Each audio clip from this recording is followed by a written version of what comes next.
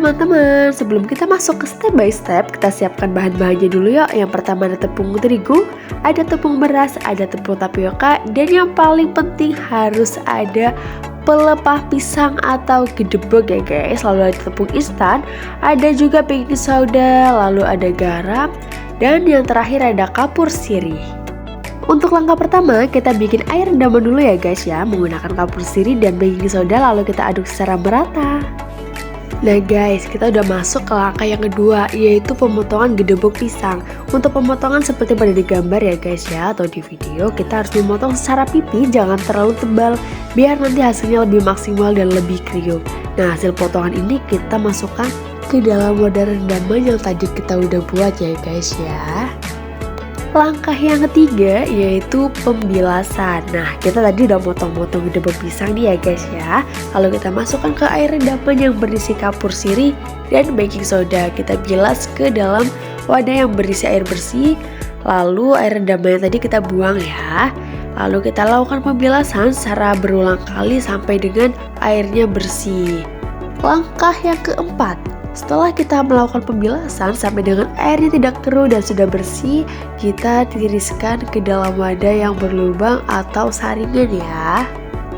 Kita masuk ke langkah yang kelima, yaitu menyiapkan adonan untuk keripik gedebok.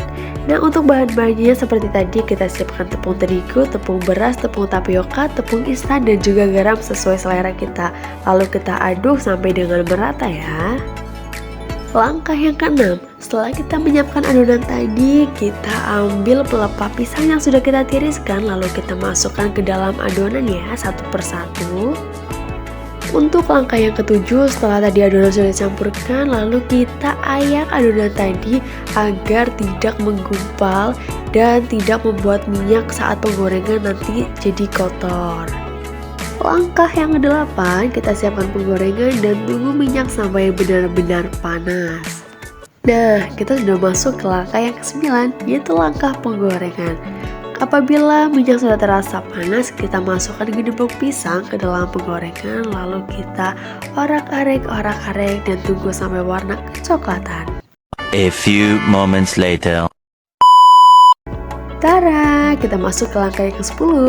Ini sudah kelihatan ya guys ya, udah berwarna coklat atau golden brown. Nah, bahasa Inggrisnya seperti itu deh. Nah, ketika sudah berwarna seperti itu, kita lalu angkat ya. Lalu kita tiriskan agar minyaknya tidak terlalu banyak. Tara makjreng, kita sudah selesai guys. Nah, langkah yang terakhir kita tinggal mempercantik kemasannya. Kita masukkan keripik atau keripik gedebok ke dalam pot cantik seperti ini.